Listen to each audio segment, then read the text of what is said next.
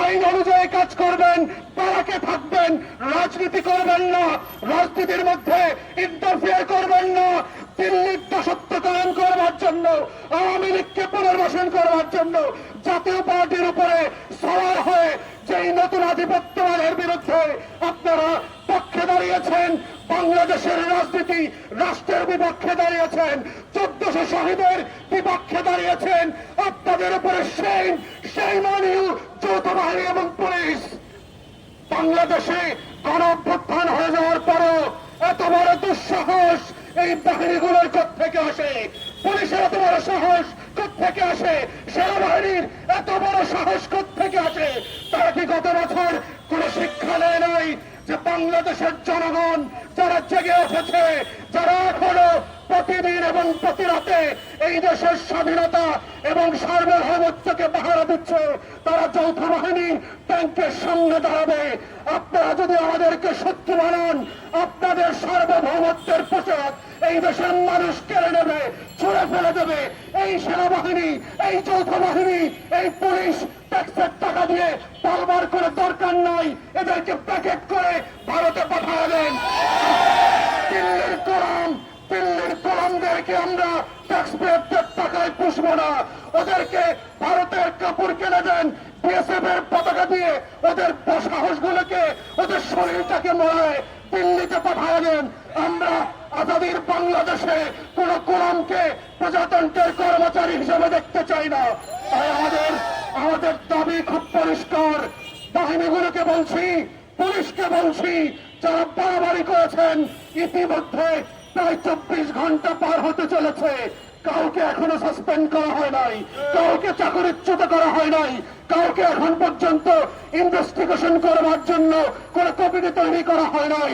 ইতিমধ্যে এই 24 ঘন্টা পার হওয়ার আগে যদি আপনারা না করেন, বাংলাদেশের গণঅভ্যুত্থানের সকল শক্তি একত্রিত হয়ে যৌথ বাহিনী এবং পুলিশের বিরুদ্ধে দাঁড়াবে। যদি আপনারা সেইটা না চান, দিল্লির গোলামের বিরুদ্ধে যদি আপনারা আজাদির পক্ষে থাকেন, তাহলে আমাদের পক্ষে দাঁড়াবেন, লাল সবুজের পক্ষে দাঁড়াবেন এবং বাহিনীগুলোর পক্ষ থেকে নুরুল হক নূর, রাজনীতিবিদ, গণ অধিকার পরিষদের কাছে অবিলম্বে ক্ষমা চাইতে হবে। এই রাষ্ট্র কোন বাহিনীর কাছে বিক্রি করে দেওয়া হয় নাই এবং দেওয়া হবে না। আমাদের এই গণ অভ্যুত্থানের লড়াই চলছে এবং চলবে। আমরা মুক্তির মতো করে, আমরা আবু সাইদের মতো করে, নাফিয়ানের মতো করে পাড়ায় পাড়ায়, মহল্লায় মহল্লায় পানি বিতরণ করতে করতে, বক্তৃতা দিয়ে দিয়ে এই দেশের স্বাধীনতা অক্ষুণ্ণ রাখবো ইনশাআল্লাহ। সবাই এই আওয়ামী দাসত্বের দালালিরা যারা করেছে, যে সকল দলগুলো সেই জাতীয় পার্টি এবং 14 দলের অফিসে গিয়ে পুলিশ এবং যৌথ বাহিনী তাদের টয়লেট পর্যন্ত ভেঙে দিয়ে আসছে কিনা। কিন্তু আমরা দেখেছি যারা গত 16 বছর ধরে বাংলাদেশকে দিল্লির কাছে দিনে এবং রাতে বিক্রি করে দিয়েছে, সেই দালালদের অফিস আজকে পাহারা দেওয়া হয়। আর যারা গণ অভ্যুত্থানের নেতৃত্ব দিয়েছে, জীবনের ঝুঁকি নিয়ে বাংলাদেশের লাল সবুজের পতাকার পক্ষে দাঁড়িয়েছে, আজকে তাদেরকে বাঁশ দিয়ে হত্যা করবার চেষ্টা করা হচ্ছে দিনের আলোতে, রাতের আলোতে এবং মানুষের সামনে। যৌথ বাহিনী এবং আইন শৃঙ্খলা বাহিনীকে বলছি, 1400 শহীদের রক্তে গড়া দেশটা কোনো বাপেন না, এটা সেনাবাহিনীর দেশ না। কোন ডিজিএফআইকে পুলিশের কাছে এই রাষ্ট্র বর্গা দেওয়া হয় নাই। যৌথ বাহিনীকে বলছি, যারা বুক চেপিয়ে 1400 শহীদের মতো করে আবু সাইদ মুক্ত হয়েছে, তারা সেনাবাহিনীর সামনে, ট্যাঙ্কের সামনে দাঁড়াবে, পুলিশের সামনে দাঁড়াবে। বেয়াদবি করবেন না, বাড়াবাড়ি করবেন না। উদ্দীপনা লোকদেরকে বলছি, বারাকে ফিরে যান। রাস্তায় রাজপথ রাজনীতি প্রজাতন্ত্রের কর্মচারীদের জন্য না, ট্যাক্স পেয়ারদের টাকায় জনগণের পোশাক কেনা হয়, যেই পুলিশের বেতন দেওয়া হয়। আপনার কাজ আইন অনুযায়ী কাজ করবেন, বারাকে থাকবেন, রাজনীতি করবেন না, রাজনীতির মধ্যে ইন্টারফিয়ার করবেন না।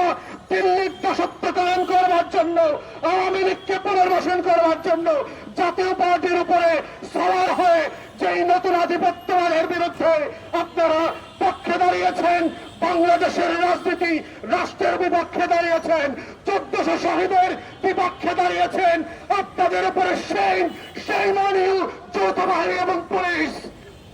বাংলাদেশে গণ অভ্যুত্থান হয়ে যাওয়ার পরও এত বড় দুঃসাহস এই বাহিনীগুলোর থেকে আসে, পুলিশের এত বড় সাহস থেকে আসে, সেনাবাহিনীর এত বড় সাহস থেকে আসে? তারা কি গত বছর কোন শিক্ষা নেয় নাই যে বাংলাদেশের জনগণ যারা জেগে উঠেছে, যারা এখনো প্রতিদিন এবং প্রতি রাতে এই দেশের স্বাধীনতা এবং সার্বভৌমত্বকে পাহারা দিচ্ছে, তারা যৌথ বাহিনীর ট্যাঙ্কের সামনে দাঁড়াবে? আপনারা যদি আমাদেরকে শত্রু বানান, আপনাদের সার্বভৌমত্বের পোশাক এই দেশের মানুষ কেড়ে নেবে, ছুঁড়ে ফেলে দেবে। এই সেনাবাহিনী, এই যৌথ বাহিনী, এই পুলিশ ট্যাক্সের টাকা দিয়ে তলবার করে দরকার নাই, এদেরকে প্যাকেট করে ভারতে পাঠায় দেন। দিল্লির গোলামদেরকে আমরা ট্যাক্সপেয়ারদের টাকায় পুষবো না। ওদেরকে ভারতের কাপড় কিনে দেন, বিএসএফ এর পতাকা দিয়ে ওদের সাহসগুলোকে, ওদের শরীরটাকে মরে দিল্লিতে পাঠায় দেন। আমরা আজাদির বাংলাদেশে কোন গোলামকে প্রজাতন্ত্রের কর্মচারী হিসেবে দেখতে চাই না।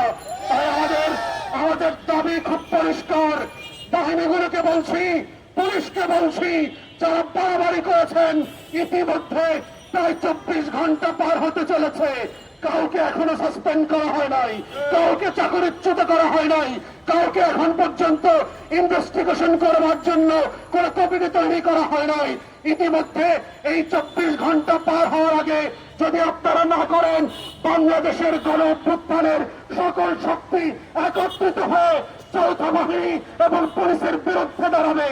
যদি আপনারা সেই